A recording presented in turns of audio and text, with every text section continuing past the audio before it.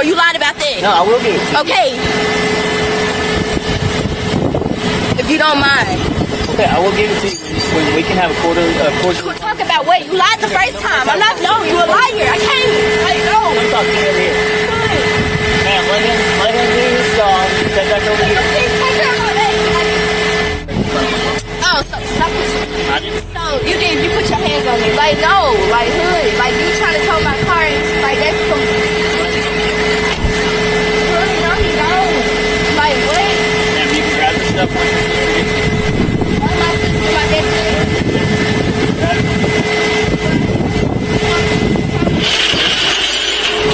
I can grab my stuff. Like, what are you talking about? Best friend gets here. Stay out of the car so he can load it up. No, like, this is some bullshit, bro. Hood. Like, what? Like, no, wait. Like, this is the option. They be playing me, bro. Like, he literally played me. Mama, he dead ass played me. Like, hood. Bro, like, what? Like, you gonna take that all over, sir? Just listen to him. I'll ask you a question. Well, thank you. I'll give you your stuff. Come here. No, because you like to play.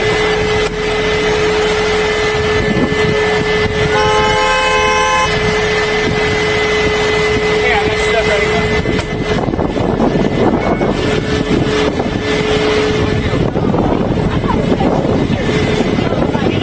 Here, like he want to know something. Like I hear, like I want to be nosy. So, thank you.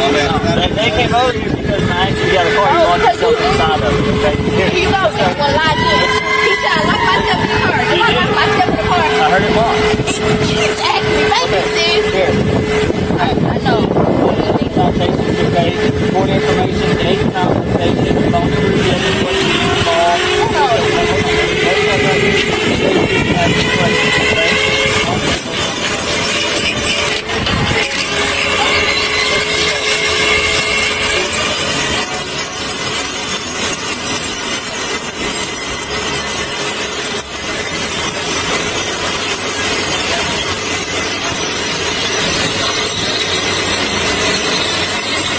Literally having somebody pick me up. That's all I have. Listen. This is all I have. Okay, No, listen this to is me. all I have to get to my destination. Ma'am, listen to me. Bro, Ryan, they literally trying to tow my car. Sir, do not tow my car. No. Ma'am, walk. Stop. Hey, Do not talk to me like this. Hey, Do not. I don't care. Hey, walk Do over here not and talk talk to me. No. Walk back here and talk to me. No. This is all I Ma'am, have. listen No. to me. Listen to me. No. Y'all trying to Listen to play me. me. No. Okay, listen to me. I got pulled over for this before. Okay, listen to me. No. Give me. You literally got in my car and you Can I, played may I me. talk to No. you, please? Bro, he played me. He I did- fucking played me. He No, told I me did to not get out play the you. car. I told you. He told me to get out the I car. did tell you to get out the car so I could get the keys. You're Bro, right. No, you could have told me. But hand me I your also keys, bro. told, No. ma'am, He- I need you, He listen. literally trying to tow my car and you know Negative, I'm somebody 10 can 4. come I just get didn't know me. if somebody was close. She's got the door open again now, though. Somebody literally. No, I'm not. Listen to me. No. You got to get out of the car or I'm going to pull you out of the car. Dude, I'm literally Ma'am, Can listen, somebody I don't come wanna get do you it. and Listen drive to your me. car with a- No, this is all I have. Yeah, and 10 he's 4. trying to She's got the play door me. open now. I'm talking with her.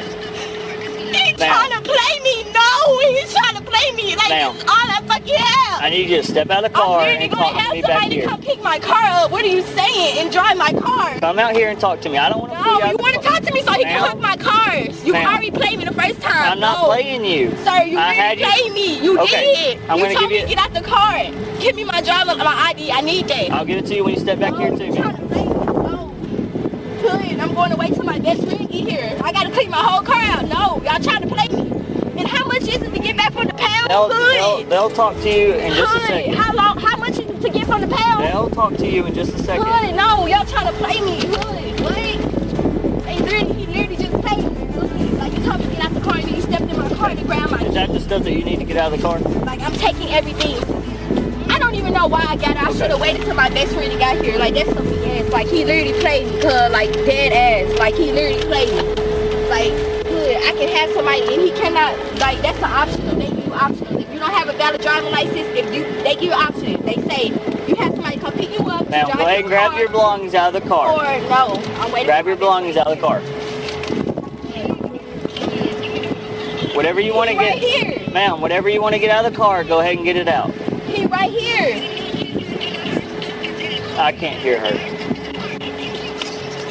That's what I'm saying. Hood, like I'm not finna keep carrying my belongings around and stuff. I'm gonna wait till my best friend get here.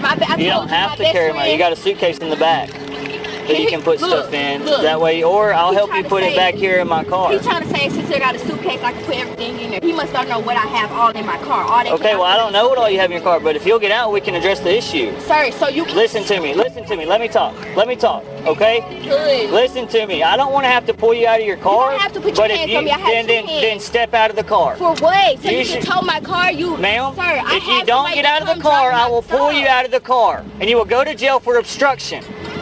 Step out of the vehicle. I'm not trying to do this right now. I'm trying to be calm with you, but you keep raising. Ma'am, I'm not talking to her. I'm talking to you. Okay?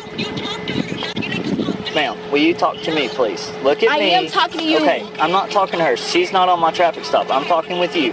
Listen. I don't want to pull you out of the car. You don't have to. But I will. You're literally trying to tow my. Step out of the car for me now. Grab your purse and step out of the car, and we'll get your belongings when you're free. That's what I'm saying, Mama. He trying to pay me, hood. Like what? Step out of the car. And I literally get options to have somebody come pick me to drive my car. This happened before. I get pulled over back to back for this shit, and I get the same option for this. They will never in their life just tow my car. They asked me, that was like, if you don't have nobody to come pick your car up, then you cannot leave. I get an option for that. I'm trying to give you a little compassion by not putting hands on you and pulling you out of the car and taking you to jail right now. Step out of the car, and that's the last warning I'm giving you. Step out of the car, or you're going to jail for obstruction if I have to pull you out of it. You said what, Mama?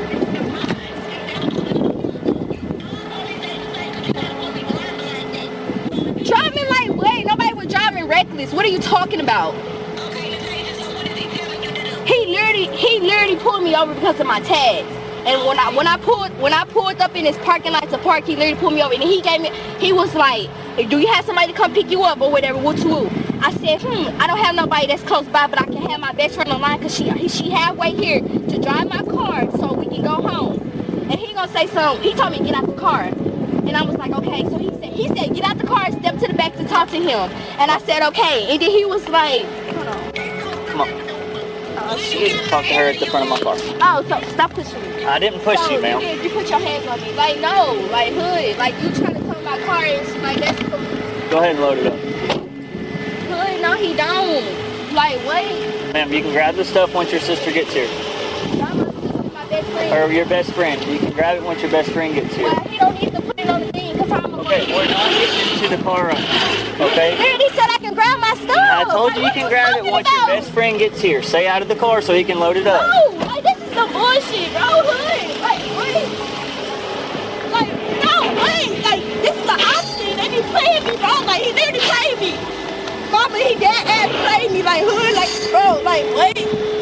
Like, give my ID. That's all I have. You just said you was going to give it to me, or you lied about that. No, I will give it to you. Okay. If you don't mind.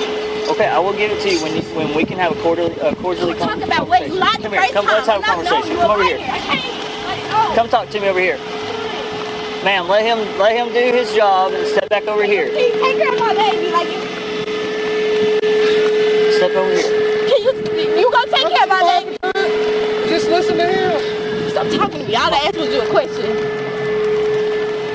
Well, back here. I'll give you your stuff. Come here. Come here real quick.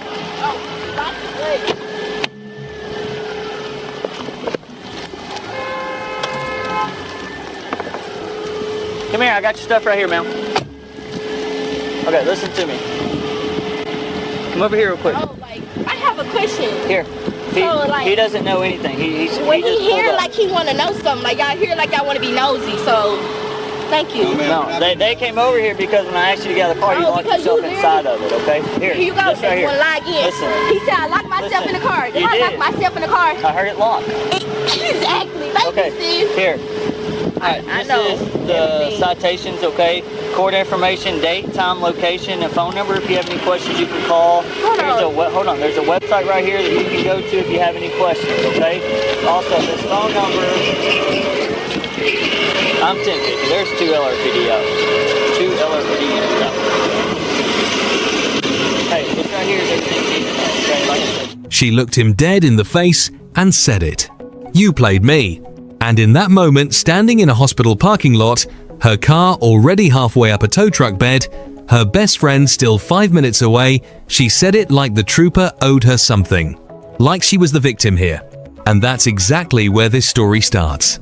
Not with the flashing lights, not with the license plate, not with the suspended license she's been riding dirty on for months. It starts right there with that attitude, that energy, that absolute refusal to accept reality. Because what happens in the next 45 minutes of this police body cam footage is one of the most revealing law enforcement encounters you are going to watch this year. And I don't say that lightly. I've broken down hundreds of these clips. Hundreds. And something about this one is different. Something about the way this trooper handles this situation calm, methodical, patient almost to a fault. And the way this woman responds to every single reasonable thing he does, it tells you everything you need to know about how some people process accountability. Stay with me, because this gets deeper than you think. And before we go any further, if you've been watching this channel and you've never hit that subscribe button, I need you to think about something for a second. Every time you watch a breakdown like this and keep scrolling, someone who actually subscribes gets notified next time. You don't. You miss it. Takes 2 seconds. Hit subscribe right now so you don't miss what's coming next, because the case I'm covering after this one, you are not ready. Now let's get into it. It's early morning in Little Rock, Arkansas. We're on State Police Trooper Bird's body camera. The footage is rolling already when he's made contact with a vehicle, no license plate visible on the car, and he's been following it. Now, here's what's important to understand before we hear a single word spoken. Trooper Bird isn't just some random officer having a bad day. This is Arkansas State Police Troop A. These are not municipal officers. These are state troopers, and their traffic enforcement standards are precise. When a trooper follows a vehicle, it's because something flagged, something stood out. And in this case, the missing license plate flagged immediately. But here's what makes this interesting. The trooper didn't immediately pull her over on the highway. He followed her. He waited. He let her get to a safe location. And that detail matters more than you might think right now. Remember it. She pulls into the Baptist Health Medical Center parking lot in Little Rock. And the moment she parks, he initiates the stop. Her first words? Not hello, not good morning, not even a nervous silence. You literally just pulled me over when I came into the hospital. Said with full-on irritation, like she's the one being inconvenienced, like he interrupted something important. And Trooper Bird, you can hear it in his voice, he keeps it level. He's not ruffled. He says, "Ma'am, if you will stop. I'm Trooper Bird, State Police. The reason I stopped you is because you're driving around with no license plate on the vehicle." Simple, clear, professional. But then, and this is the detail I want you to clock right now, he adds something. He says he walked up to the window and she had Snapchat open. She was recording him while she was still in a moving vehicle. She's recording him on Snapchat while driving into a hospital parking lot. And she doesn't miss a beat. She says she got on her phone to record him because he was following her. Let that sink in. She opened Snapchat to record a trooper who was in her mind following her suspiciously while operating a motor vehicle, which is illegal, to document what she believed was unfair policing. This is the psychology of this stop, right here in the first 60 seconds. And it's going to play out in the exact same pattern for the next 30 minutes of this body cam footage analysis. She doesn't see a traffic violation. She sees a target on her back. She doesn't see a trooper doing his job. She sees someone out to get her. And that belief, that unshakable conviction, is going to drive every decision she makes for the rest of this encounter. Do you have your driver's license on you? No, I have an ID. Okay, let me see your ID, please.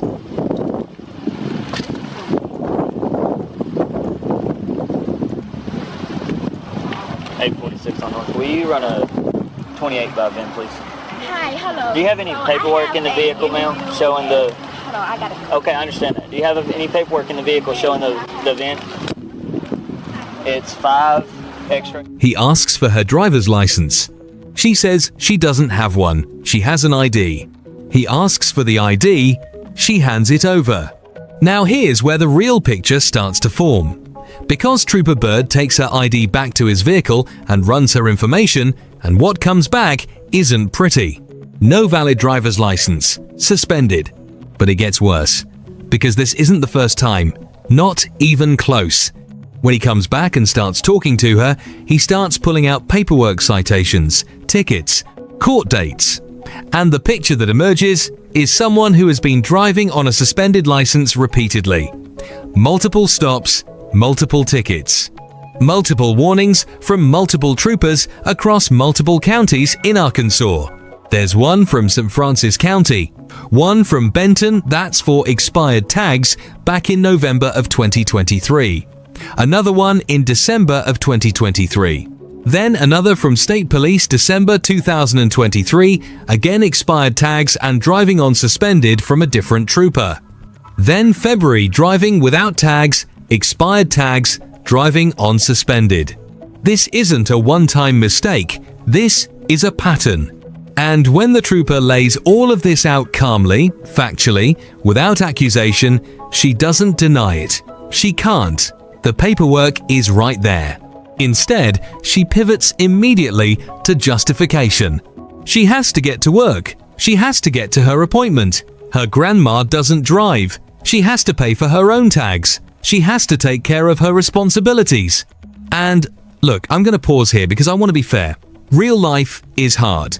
Not having a car, not having a license, not having reliable transportation that is genuinely difficult, that is a real barrier that real people in real communities deal with every single day. I am not dismissing that. But here's the question I want you to sit with, and I want you to drop your answer in the comments.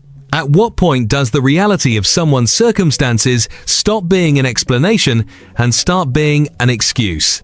Because at some point, and I think most of you watching this know exactly where that line is, the conversation has to shift from "why is my life hard" to "what am I going to do about it?" And this woman, for reasons we'll get into, hasn't made that shift yet. Okay, let's keep moving. The trooper has been patient, more patient than most. He explains the situation. The car has no valid tags, she has a suspended license. In Arkansas, if you're driving on a suspended license, the vehicle gets towed. That's not his personal decision, that's law, that's policy, that's how it works. But then, and here is the moment, everything begins to shift. He offers her something. He says, "Look, if you can get somebody with a valid driver's license to come pick you up, I'll let you figure out your appointment, I'll drop you off at your interview, and we'll get you sorted." He's going above and beyond. He does not have to do that. His job, technically, in black and white, is to tow the vehicle and issue the citation and move on. Instead, he's offering to drive her to a job interview personally. And she says she doesn't have anyone close by. So the tow truck gets called. Now, watch this, because here is where her behavior changes. Suddenly, she has someone, her best friend, who lives around the corner, who can be there in 5 minutes. And immediately, her next question isn't, "Okay, can my best friend drive my car?" It's, "I'm going to grab the key to the car." Why does she want the key? Because in her mind, and she says this out loud later, she's been given an option. Someone comes, they drive her car, everyone goes home, the car doesn't get towed, that's the option she heard. But that's not what was offered. Not exactly. The trooper explained it clearly. The car is being towed. Someone can come pick her up. Those are two separate things. The car is going on a tow truck. A person can come get her. It doesn't matter who drives the car is done for the night. And this misunderstanding or this selective understanding is the match that lights the whole thing on fire. She locks herself in the car. Now I want you to really process what just happened. A law enforcement officer, a state trooper, is in the middle of an active traffic stop. He's told her multiple times what is happening. He's offered her options. He's been patient far beyond what he was required to be. And she locks herself inside her vehicle. Trooper Bird goes back on the radio immediately. He requests another unit, calmly, not panicked. Just get me back up, because I don't want this to escalate and I don't want to have to take this woman to jail over a suspended license stop if I don't have to. You can hear it in the radio call. He says, I don't want to take her to jail. I really don't want to do that. Think about that. He's calling for backup, and his primary concern is making sure he doesn't have to arrest her. That's the headspace this trooper is in.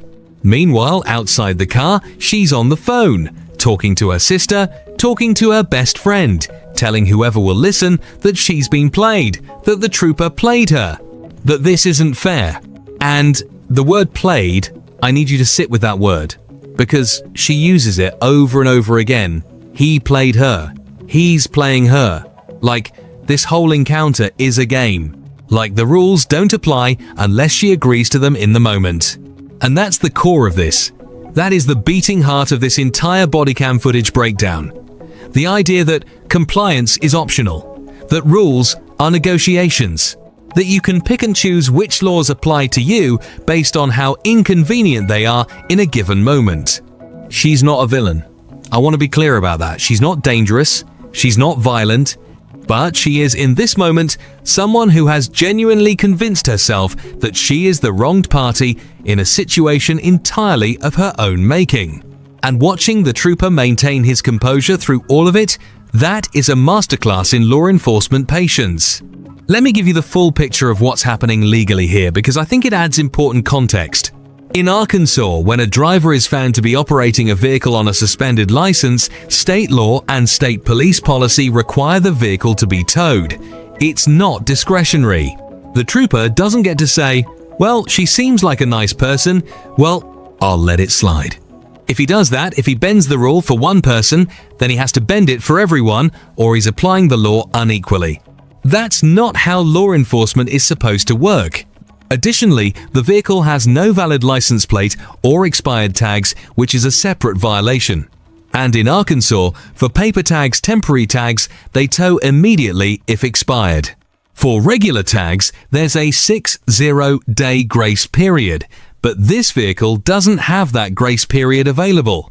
So the tow is not a punishment, it's not retaliation, it's not him playing her. It is the mandatory legal consequence of the situation she created by choosing to drive a vehicle she knew, because she's been ticketed for it multiple times, she shouldn't be driving. And here's the part that really tells the story. When the other trooper arrives and they're talking between themselves, Trooper Bird explains the whole thing. He's not venting. He's not complaining. He's just explaining, matter-of-factly, that he tried to do right by her. He offered her options. She got confused about the car being towed versus someone picking her up. She locked herself in the car. He kept the situation calm. The other trooper confirms the tow policy. They're aligned, professional, measured, and then Trooper Bird says something that stuck with me. He says he gave her one more warning, and then eventually she came out. One more warning. After she locked herself in the car, after she screamed at him, after she called him a liar and accused him of playing games, he still gave her one more warning instead of pulling her out. That is restraint. That is professionalism. That is the kind of law enforcement response that doesn't make the news because it didn't end badly. Hey, real quick, I want to check in with you. If you've made it this far into the breakdown and you haven't dropped a like on this video yet, come on, you know the drill. If this analysis is adding value, show it. Hit the like button right now. It genuinely helps the channel push this content to more people who want to see real police encounter analysis done right. One tap. Do it. Let's keep going. She finally steps out of the car. And when she does, the energy shifts again. Because now her best friend is arriving. Her sister might be on the way. And she's no longer alone, which means she's performing now, not just reacting. She starts narrating the situation out loud, explaining to everyone within earshot that she was played, that she got options specifically, that she was supposed to be able to have someone come drive her car, that this is what always happens when she gets pulled over for this, that no trooper has ever towed her car before. And this is a fascinating detail. Because if that's true, if previous troopers let someone else drive the car rather than towing it, then she's been operating with a false understanding of the law based on past experiences where officers use their discretion differently.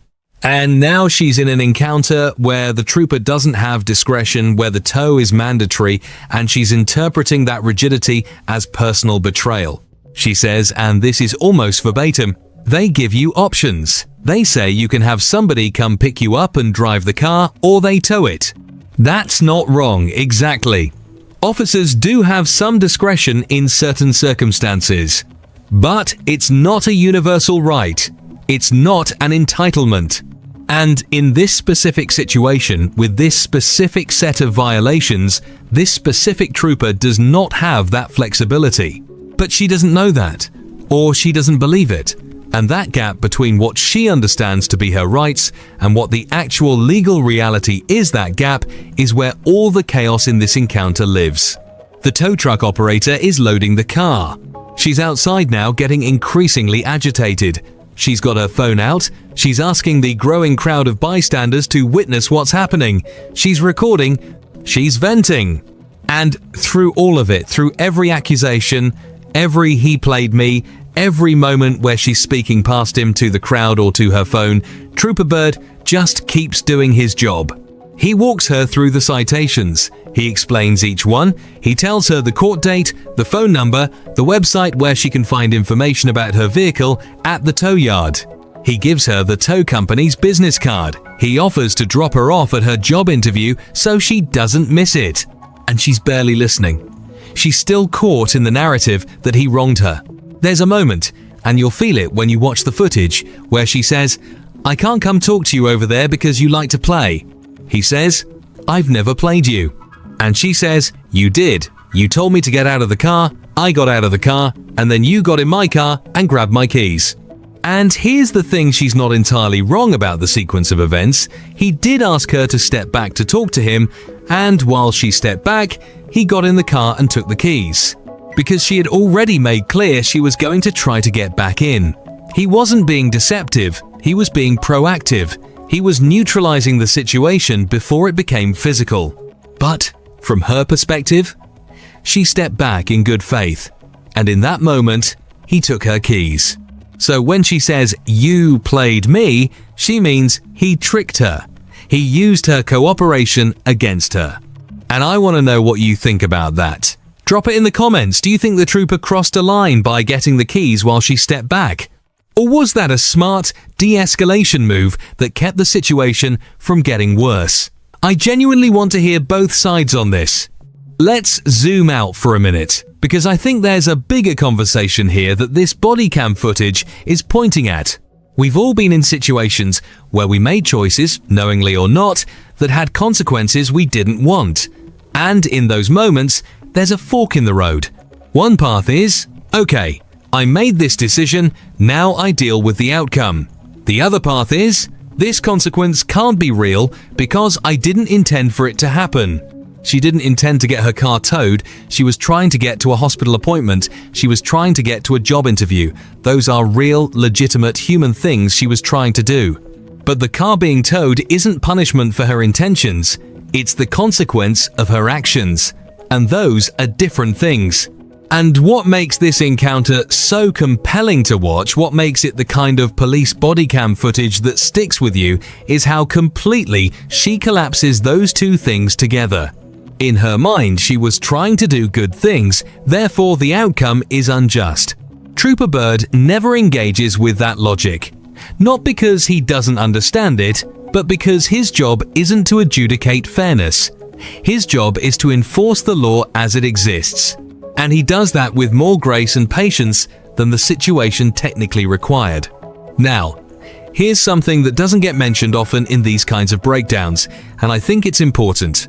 After this woman's car is on the tow truck, after all the yelling, all the accusations, all the chaos, she makes a decision. She decides to follow the tow truck to the yard. Not because anyone forced her, not because she was told to. She chooses to go to the tow yard because that's where her car and her belongings are going, and to take her best friend with her. And there's something significant in that decision, because it's practical, it's rational. It means that underneath all the emotional turbulence of this encounter, underneath all the performance and the accusations and the locked doors, she understood on some level that the situation was what it was. And she adapted. She didn't like it. She still thinks she was played, but she adapted. And that's not a small thing, because in law enforcement encounter analysis, what often gets studied is the escalation point the moment things go wrong. What doesn't get as much attention is the de-escalation the moment things don't go as wrong as they could have. This encounter had a dozen moments where it could have ended in handcuffs. It didn't, and that's because one person in this situation kept their cool consistently and completely. That person wasn't her. Let me tell you about the phone charge for a second, because it becomes a citation and she's upset about it. When the trooper walked up to the vehicle initially, she had Snapchat open.